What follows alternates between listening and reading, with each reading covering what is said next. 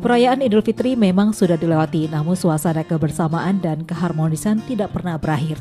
Untuk terus memupuk kebersamaan dan keharmonisan itu, tentu dengan melaksanakan halal bihalal.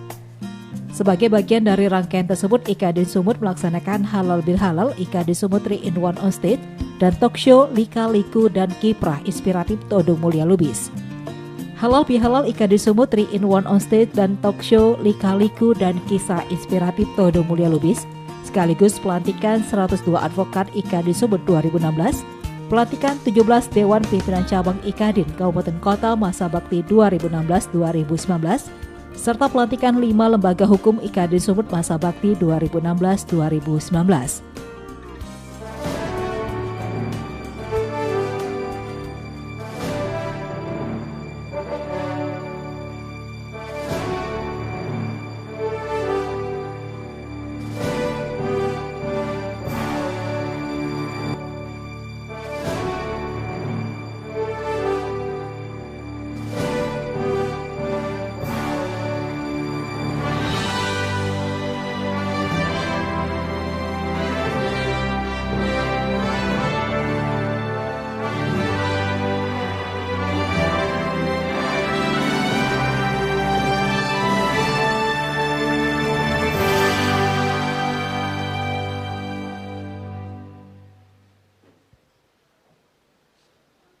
Saya serahkan Pataka IKADin untuk saudara kibarkan di Kabupaten Asahan.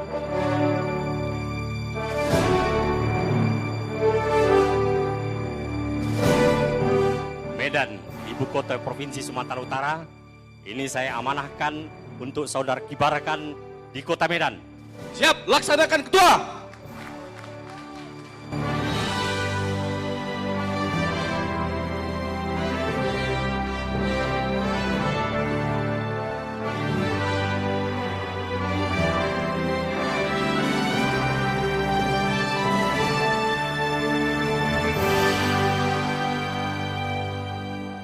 Saya serahkan Pataka IKADin di Kota Siantar, Men. Siap, Pataka saya terima untuk dikibarkan di Siantar. Siap, Ketua, laksanakan.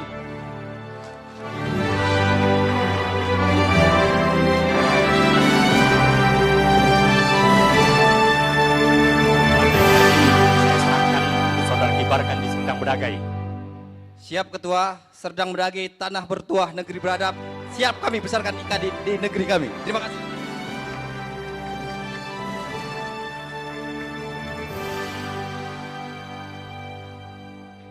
Kibarkan Pataka IKADin di Kota Lemang, Tebing Tinggi. Kota Lemang, siap, laksanakan.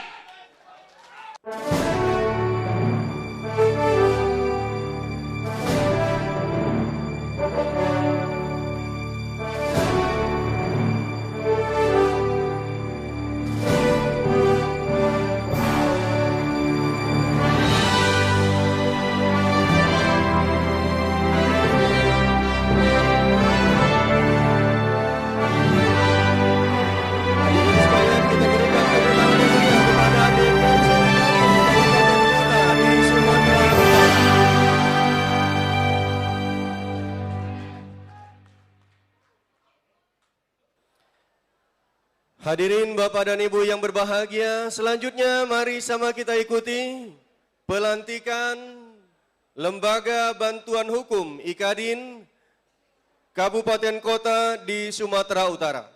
Kami mohon kesediaan Wakil Sekretaris DPD IKADin Sumatera Utara, Bapak M. Ilman Dhani Lubis, Sarjana Hukum, kami persilakan.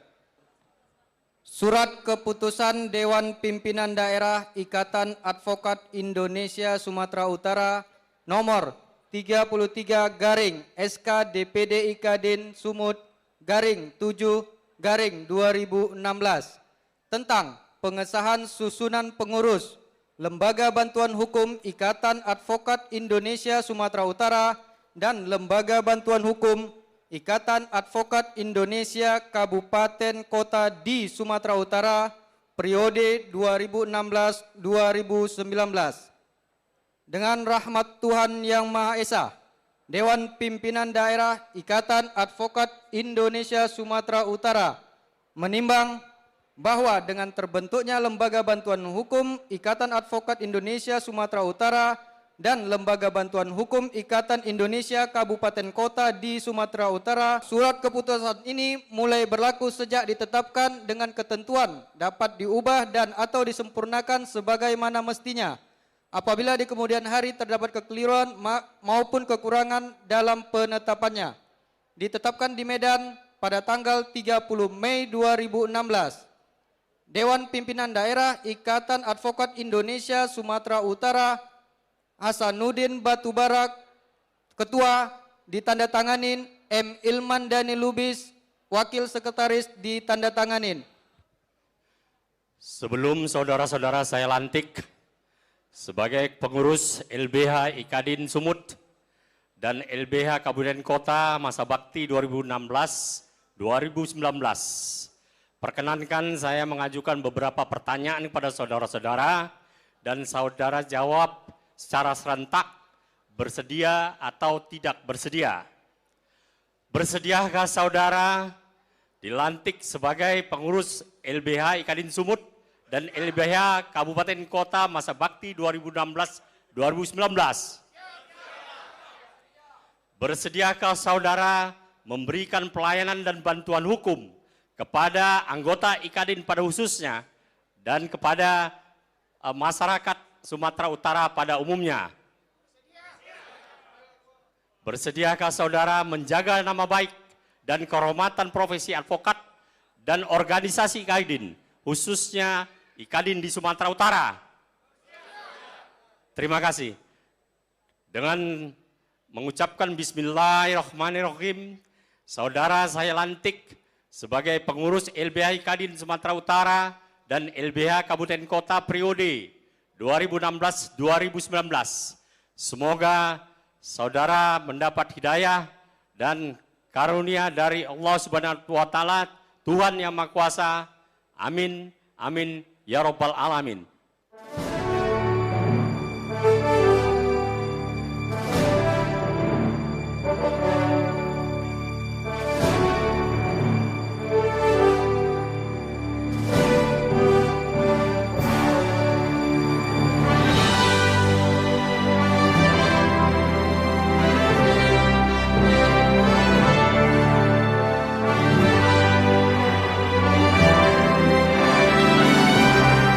Kita berikan tepuk tangan yang meriah hadirin sekalian. Inilah LBH Ikadin Sumatera Utara maupun LBH Ikadin Kabupaten Kota di Sumatera Utara.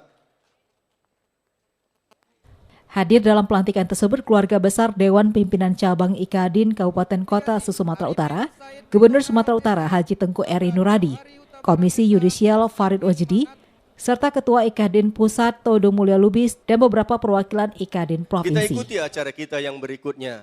Sama kita mendengarkan laporan dari Panitia Pelaksana. Bapak Yudi Sarjana Hukum, dipersilakan. Assalamualaikum warahmatullahi wabarakatuh. Yang terhormat Ketua Umum Dewan Pimpinan Pusat Ikatan Advokat Indonesia, Profesor Dr. Todung Mulya Lubis SH LLM. Yang terhormat Sekretaris Jenderal Dewan Pimpinan Pusat Ikadin Haji Zulkifli Nasution SH MH CLA. Selanjutnya yang kami hormati Wakil Ketua Umum Ikatan Advokat Indonesia Pusat, rekan advokat Susi Lestari. Yang terhormat Ketua Dewan Pimpinan Daerah Ikadin Sumatera Utara, Abangda Hasanuddin Batubara. Yang terhormat Ketua Dewan Pimpinan Daerah Ikadin Sumatera Selatan, Titis Rahmawati. Selanjutnya yang kami hormati Bapak Kapolda Sumatera Utara atau yang mewakili. Yang terhormat Gubernur Sumatera Utara atau yang mewakili. Yang terhormat Ketua Pengadilan Tinggi Medan atau yang mewakili pada kesempatan hari yang berbahagia ini. Baiklah saudara-saudaraku, acara kita kali ini yaitu Halal bil Halal Ikadin Sumatera Utara. Sama-sama kita lihat bahwasanya Halal Bihalal IKADIN Sumatera Utara 3 in 1 on stick 2016. Selanjutnya berkaitan dengan pelantikan Lembaga Bantuan Hukum IKADIN, yaitu terdiri daripada pelantikan LBH IKADIN Kabupaten Asahan, Deli Serdang, Medan, Padang Sidempuan, dan IKADIN Sumatera Utara. Ketua Dewan Pimpinan Daerah Ikatan Advokat Indonesia Sumatera Utara, Abang Dah Hasanuddin Batubara, yang telah banyak memberikan masukan, saran, bimbingan dan arahan kepada panitia, sehingga acara ini dapat terselenggara sesuai dengan yang kita harapkan. Baiklah para hadirin sekalian, demikian yang dapat saya sampaikan atas nama panitia. Sekaligus dalam rangka, karena kita masih di bulan Syawal, atas nama panitia saya mengucapkan minal aidin wal faizin, mohon maaf lahir dan batin. Billahi taufiq wal hidayah. Assalamualaikum warahmatullahi wabarakatuh.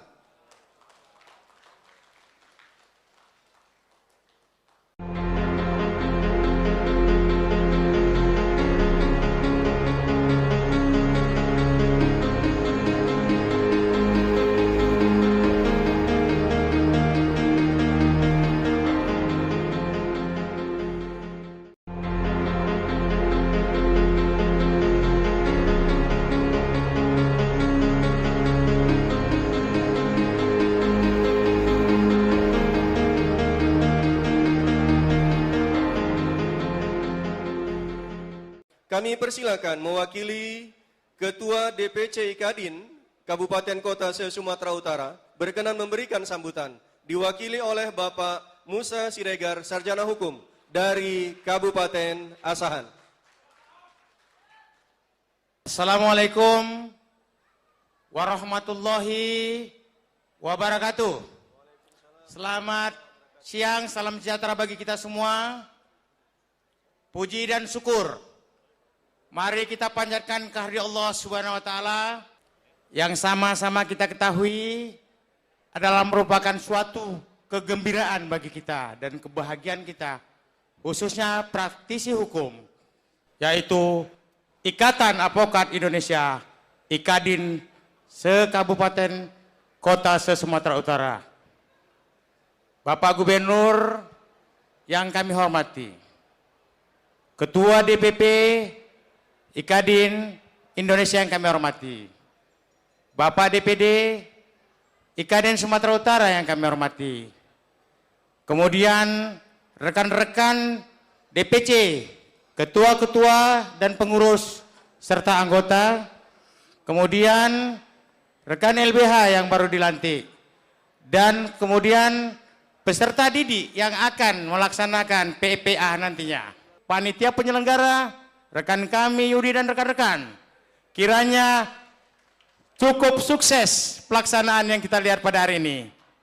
Mungkin karena waktu kita jual ini, artinya kita masih mau banyak berpanjang yang akan disampaikan, tapi saya pikir inilah yang bisa saya sampaikan, kiranya kita sama-sama dapat makluminya. Baiklah Bapak dan Ibu sekalian, selanjutnya mari sama kita ikuti sambutan dari Ketua DPD IKADIN Sumatera Utara yang sama kita hormati Bapak Hasanuddin Batubara, SH MHum, kami persilakan.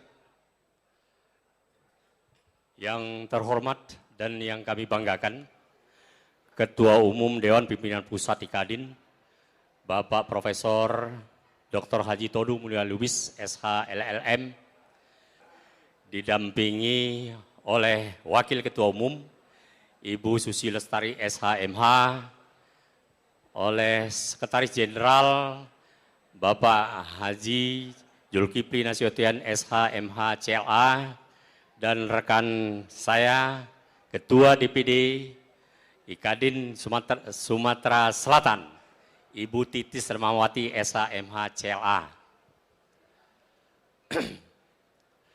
Yang terhormat rekan saya Komisioner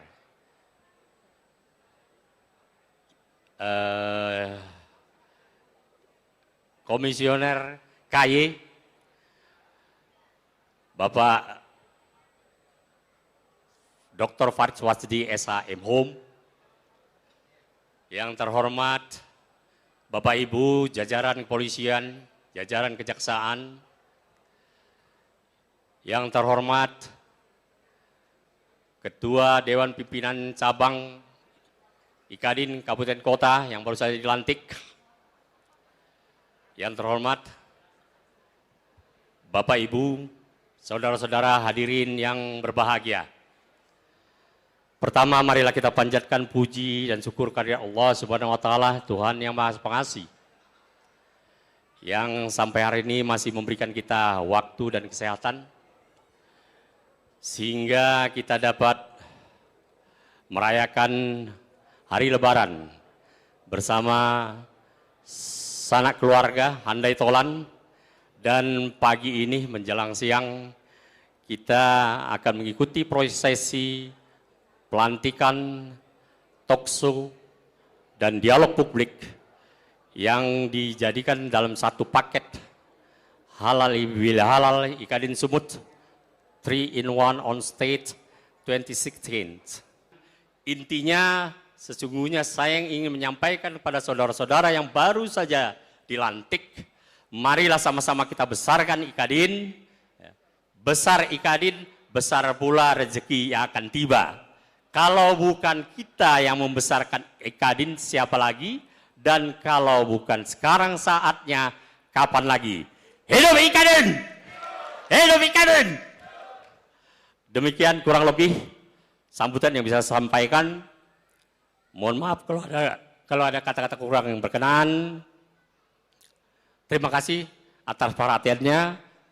Mudah-mudahan Allah Subhanahu wa taala, Tuhan yang Maha Kuasa, memberkati kita semua. Billahi taufiq wal hidayah. Wassalamualaikum warahmatullahi wabarakatuh. Assalamualaikum warahmatullahi wabarakatuh, dan salam sejahtera bagi kita semuanya. Yang sama kita hormati Ketua Umum DPP Ikadin, orang yang kita banggakan dan kita hormati, Profesor Dr. Haji Todung Mulia Lubis SH, beserta dengan pengurus dari DPP yang hadir. Yang sama kita hormati Ketua DPD Ikadin Sumatera Utara, beserta para Ketua DPC Ikadin se-Sumatera Utara. Hadirin yang berbahagia, sehubungan dengan pelantikan ini, saya ingin menyampaikan harapan kepada pengurus Ikadin yang baru saja dilantik Kabupaten Kota, agar tetap mengedepankan asas dan tujuan organisasi, kepentingan bersama dalam organisasi, musyawarah untuk mufakat, serta menghindarkan segala bentuk konflik yang dapat menciderai tujuan dan visi dan misi organisasi. Tetap menjaga nama baik profesi dan organisasi, serta berpartisipasi aktif untuk mendorong organisasi sebagai institusi yang mendidik dan mendorong para penegak hukum lebih berdisiplin dan mematuhi etika profesi. Pada bagian lain, agar tetap memberikan yang terbaik bagi kemajuan negara kita melalui pelaksanaan tugas dan pengabdian kita sesuai dengan profesi yang kita miliki. Dengan demikian, pengetahuan dan pengalaman yang kita dapatkan baik dari organisasi bermanfaat bagi seluruh masyarakat, bagi nusa dan bangsa. Saya atas nama pemerintah dan masyarakat Sumatera Utara sekali lagi mengucapkan selamat bertugas kepada seluruh pengurus yang baru dilantik. Mudah-mudahan Tuhan memberikan rahmat dan ridhonya bagi kita semuanya. Terima kasih, mohon maaf. Billahi taufiq wal hidayah. Wassalamualaikum warahmatullahi wabarakatuh. Halal bihalal Ikadin Sumut 3-in-1 on stage dan talk show Lika-Liku dan Kiprah Inspiratif Todung Mulia Lubis juga diisi dengan dialog publik dengan pembahasan Yang Mulia Koruptor Adili Koruptor. Dalam dialog publik ini hadir sebagai pembicara dari Komisi Yudisial Farid Wasdi, Ketua Pengadilan Tinggi Medan Albertina Ho, dan Ketua Ikadin Pusat Todung Mulia Lubis. Hadirin sekalian, inilah kisah inspiratif dari seorang Todung Mulia Lubis.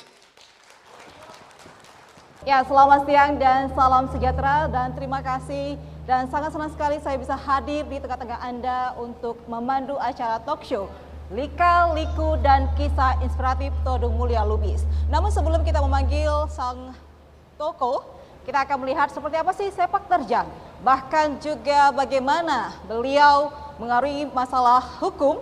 Kita lihat berikut ini liputannya untuk Anda.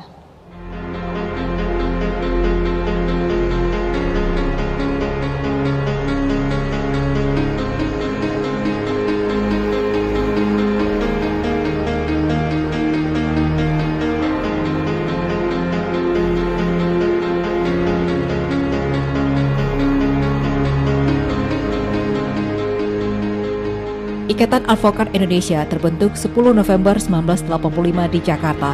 Di Sumatera Utara, Ikatan Advokat Indonesia kembali aktif 5 Maret 2013.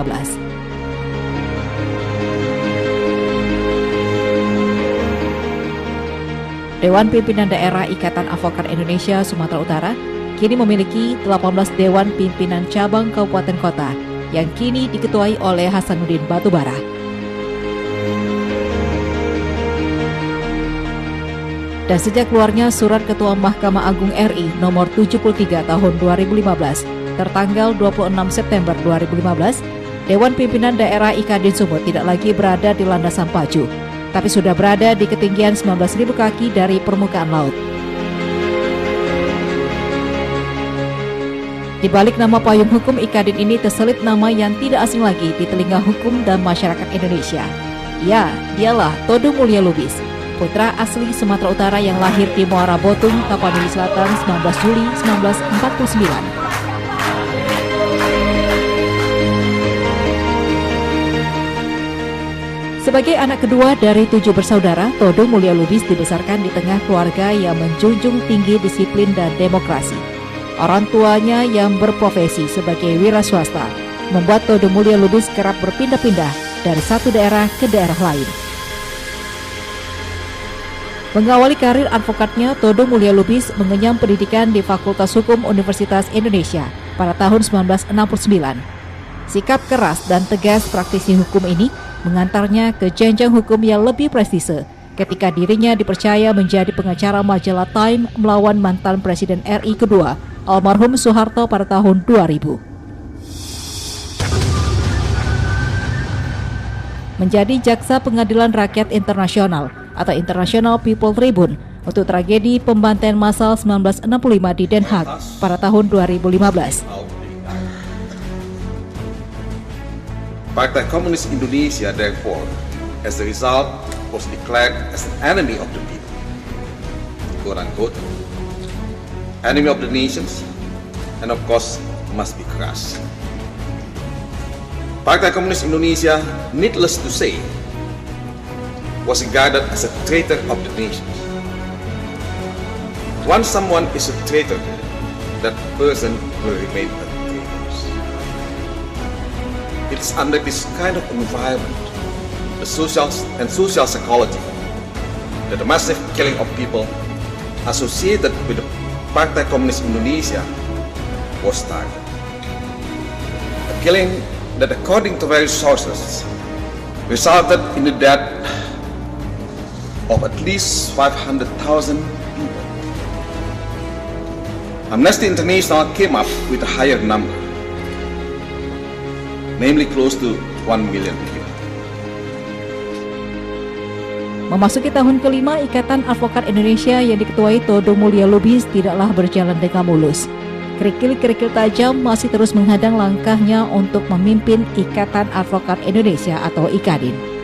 Namun konsistennya dalam membela keadilan dan hak asasi manusia tetap terpatri di dalam sanubarinya, sehingga mengangkat nama Todung Mulya Lubis ke jajaran advokat dan aktivis HAM papan atas di Indonesia. Dan langsung saja kita panggil Bang Todung Mulya Lubis ke atas panggung.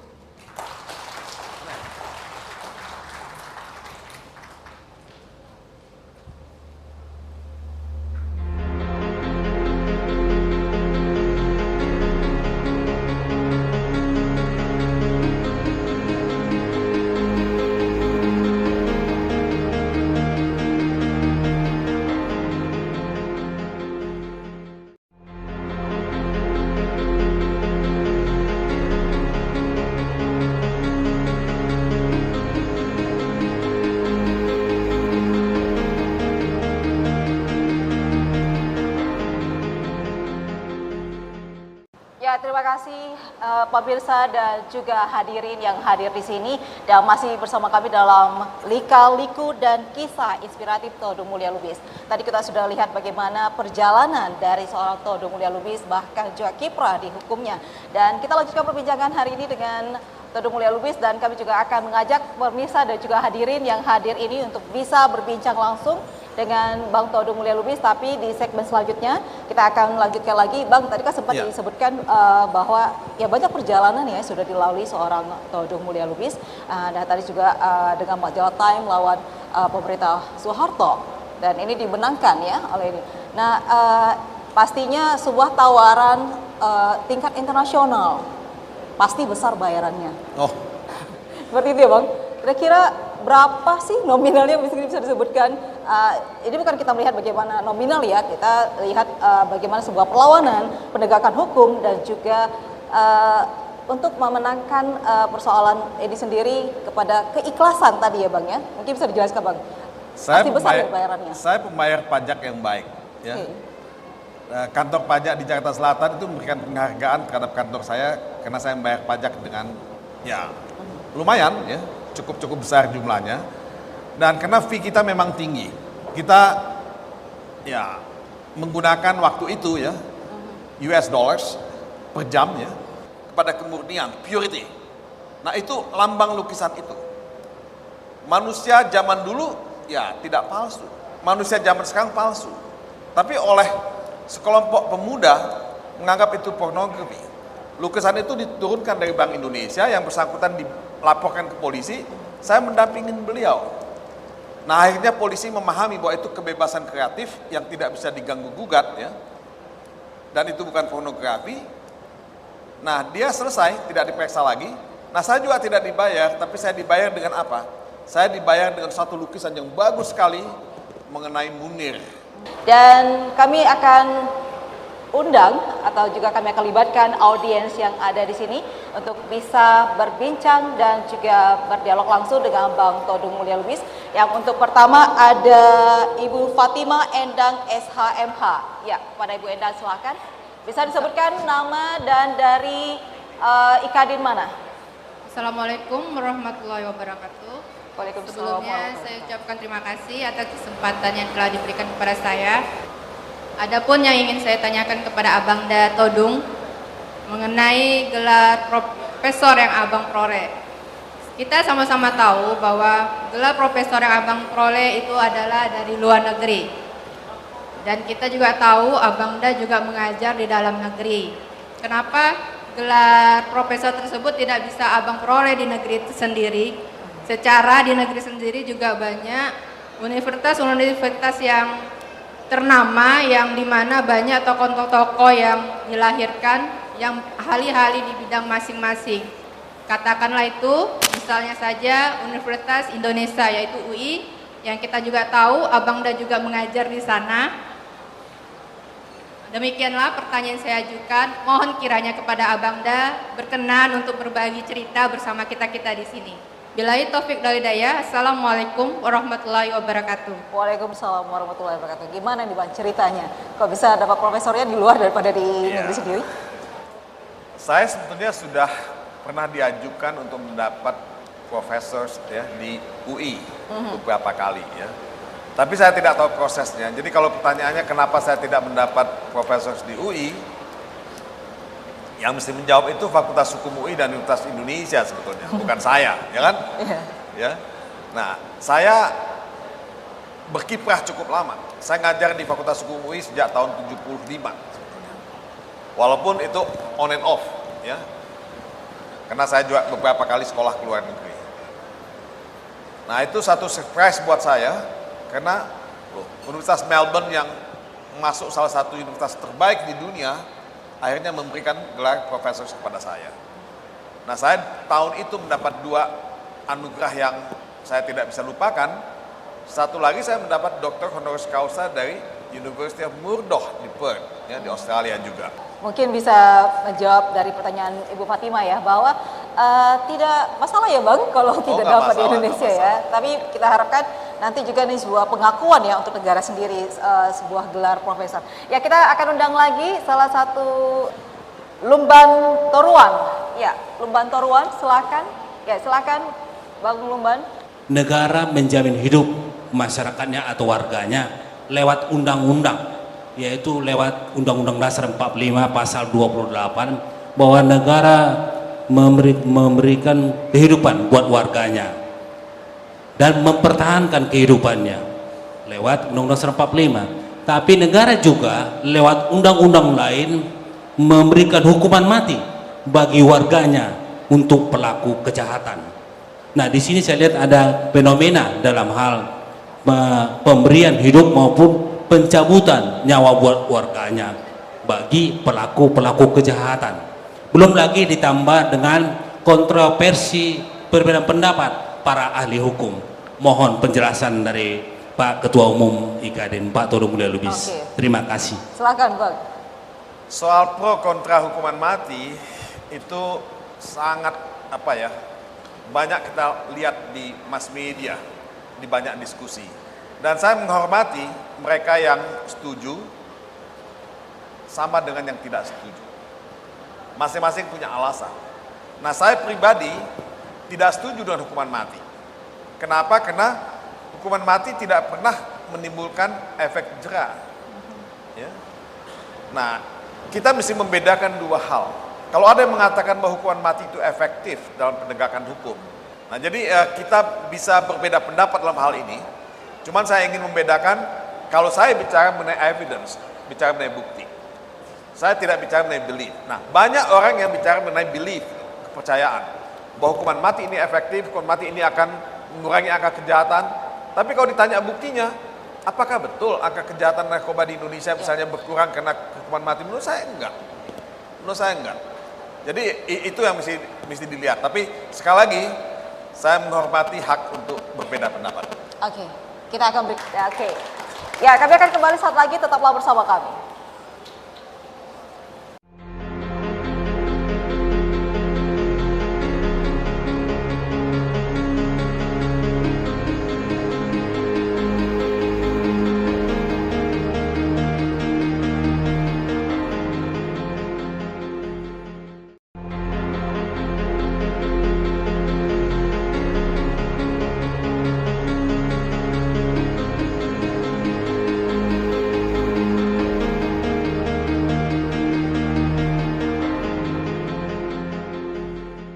Dan langsung saja kita panggil Bang Todung Mulya Lubis ke atas panggung.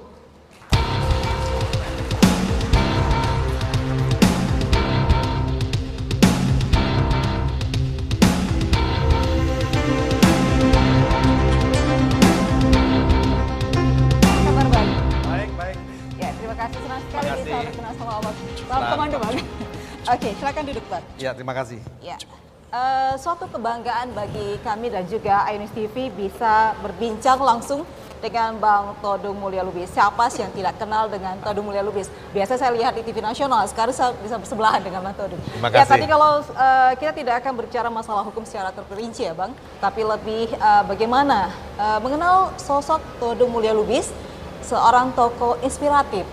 Dan juga pasti banyak lika-liku ya yang dihadapi untuk menjadi seorang Todung Mulya seperti sekarang ini. Dan akhirnya lalu dari Jakarta ke Amerika. Nah, bagaimana nih bisa ceritanya seperti dari Medan, Jakarta sampai ke Amerika dan balik lagi eksis di sini? Saya mencintai kota Medan, ya, mencintai Sumatera Utara, tapi saya melihat dan ingin mendapat tantangan yang lebih ya, luas lagi. Dan saya ingin ke Jakarta karena saya ingin ikut ya, memberi warna buat penegakan hukum di Indonesia. Dan ternyata Jakarta juga tidak memuaskan saya. Sehingga akhirnya saya juga berkiprah pada tingkat global, internasional, ikut dalam banyak organisasi, dan saya enjoy, menikmati, karena you have to have a passion gitu. Bekerja sebagai advokat, sebagai lawyers, sebagai profesi apapun, kita mesti mencintai profesi yang kita lakukan. Nah, cita-cita menjadi seorang pengacara ini apakah sudah dari dulu atau bagaimana? Sebetulnya saya itu dulu penyair, penulis cerita pendek. Oke. Jadi saya banyak menulis cerita pendek, ya, puisi, dan puisi saya itu sudah terbit di banyak majalah pada waktu itu. Ya, LBH. Berapa lama kira-kira Abang sempat bekerja secara paruh waktu di LBH di Saya Jakarta? 18 tahun di LBH. 18 tahun? 18 tahun di LBH. Ya. Jadi saya berkiprah sebagai advokat profesional itu baru tahun 91. Yang full ya. Nah waktu itu saya di LBH lama sekali. Sampai saya sempat dicekal. Tidak boleh keluar negeri selama 2,5 tahun pada zaman pemerintahan Soeharto. 2 kali saya dilarang tidak boleh naik pesawat walaupun koper saya sudah masuk pesawat. Ya. Jadi saya itu sebetulnya ya sudah dapat master di University of California Berkeley tahun 78. Saya 2 tahun di California. Tapi tahun 87 saya tuh masih dicekal, ya, tidak boleh keluar negeri. Saya dibantu oleh Dubes Amerika. Dubes Amerika itu membantu saya untuk sekolah di Harvard. Saya tidak apply, sama sekali tidak melamar untuk sekolah di Harvard. Dan Dubes Amerika datang kepada Presiden Soeharto, mengatakan kepada Presiden Soeharto, ini anak ini mesti dikasih kesempatan untuk sekolah. Daripada dia di Indonesia, idle, tidak bisa melakukan apa-apa. Nah kemudian Dubes Amerika waktu itu membantu saya diterima di Harvard. Kemudian saya dikasih beasiswa, kemudian saya mengambil PhD di sana. Jadi saya itu tidak apply untuk Harvard. Jadi saya ini, I was blessed, I've been blessed, and I hope continue to be blessed, ya kan? Oke, 18 tahun di LBH. Posisi apa saja sih Bang yang didudukin? Saya dari bawah. Mula-mula jadi staff tidak dibayar. Kemudian jadi honorer, kemudian jadi part-timers, kemudian jadi full-time, sampai akhirnya menduduki jabatan Ketua LBH Indonesia. Ketua LBH Indonesia. Kita beri aplaus untuk Bang Todung. Nah ini bisa menjadi suatu inspirasi ya bagi semua yang hadir di sini bahwa menjadi seorang advokat itu harus memang benar menjiwai ya Bang, tidak kalau bisa merintis dari bawah dan benar-benar ikhlas gitu ya Bang ya, seperti itu kayaknya seperti ya. Jangan cepat jadi kaya. Jangan mau cepat jadi kaya karena tidak ada yang langsung jadi jenderal bintang 4. Ya kan? Ibu Albertina Ho yang ada di sini jadi hakim dari bawah. Tidak langsung jadi hakim Mahkamah Agung, ya kan? Jadi menurut saya sih kita semua mesti ikhlas ya. Saya dulu 18 tahun bekerja di LSM di LBH itu dengan gaji pas-pasan. Sekarang pun saya masih punya semangat pro bono. Saya bisa cerita, kalau waktu majalah Time meminta saya menjadi kuasa hukumnya, saya sih dibayar cukup mahal, ya, cukup mahal. Karena tidak ada yang berani melawan Soeharto dan mungkin saya satu-satunya advokat yang menang dalam kasus melawan Soeharto. Tidak ada advokat lain, ya.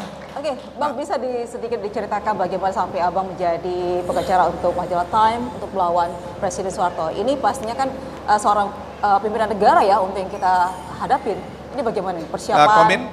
Komitmen saya terhadap kebebasan pers di Indonesia itu nomor 1. Saya tidak ingin pers itu diganggu, ya, disensor. Nah, ketika majalah Time membuat berita kepentingan publik, ya, mengenai dugaan korupsi, saya dihubungi oleh majalah Time, ya, karena dia digugat oleh Soeharto. Soeharto menggugatnya 28 miliar US dollars ganti rugi untuk penghinaan pencemaran nama baik di majalah Time waktu itu. Bukan 28, 27 miliar. Kenapa? Karena Indonesia itu ada 27 provinsi. Soeharto menganggap bahwa uang ini akan dibagikan 1 miliar dolar kepada setiap provinsi kalau dia menang. Itu dibalik itu semua waktu itu. Itulah gugatan pencemaran nama baik yang tuntutan ganti ruginya paling mustahil di dunia. Karena itu kasus Time versus Soeharto itu masuk dalam majalah-majalah dan buku-buku mengenai kebebasan pers di dunia. Dan syukur kita menang waktu itu. Nah, apa sih yang menjadi catatan penting dalam kasus yang pernah Abang tangani masalah dalam hal ini? Saya melihat bahwa satu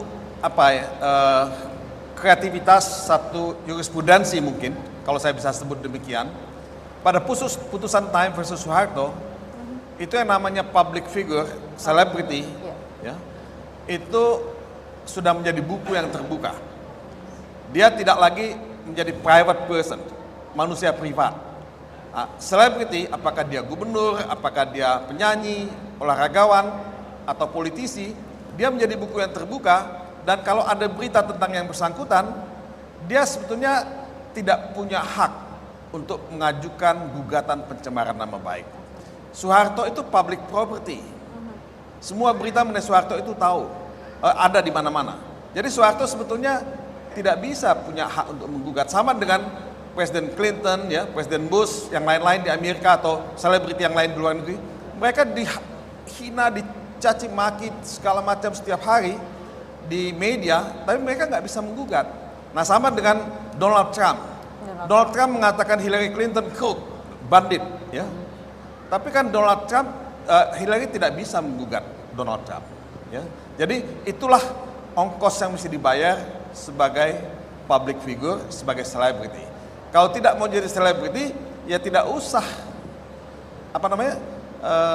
ya kalau tidak mau digugat, tidak usah jadi selebriti. Oke. Itu yang saya mau katakan.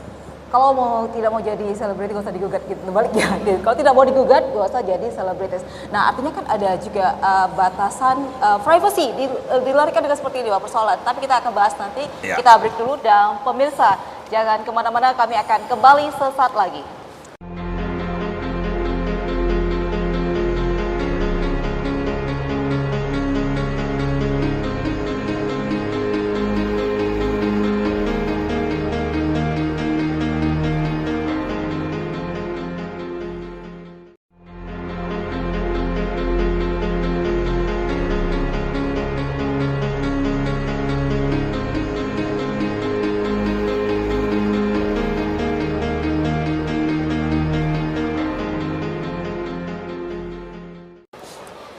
Ya, pemirsa masih bersama kami dalam Lika-Liku Toko Inspiratif Todung Mulia Lubis.